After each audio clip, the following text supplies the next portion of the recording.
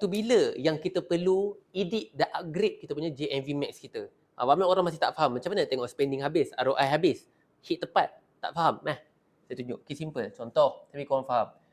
Kita nak tengok ni, kita letak bajet contoh 3,500, ROI 9. Nak tengok apa dia? ROI hit tepat tak? Bajet makan habis tak? Dua ni penting. Ni. Okay.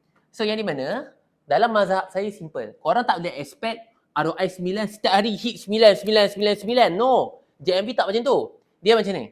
Negatif 1. Maksudnya apa dia? Kalau apa saja range negatif 1, dia masih lagi hit. Contoh, kalau 9, negatif 1 maksudnya 8 hingga 9. Contoh, kalau hari tu dia dapat 85, contoh dia dapat 85. Hit lah. Kalau dia dapat contoh dapat 8.2, hit. Kalau dapat lebih macam ni, hit lah, overhit. Kalau dapat bawah daripada, contoh 75, tak hit. Kalau 7.5, tak hit. Faham tak? Maksudnya negatif 1, range tu. Kalau bajet pula bagaimana? Dia punya indikator dia.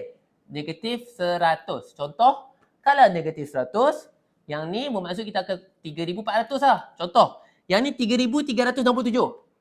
Hit ke tak hit? Tak hit. Kalau dia makan 3,420, hit. Kalau dia makan 3,490, hit. Faham tak faham? So, bila waktu kita perlu upgrade? Apabila selama 3 hari, saya ulang balik. Selama 3 hari, korang nampak yang ni hit.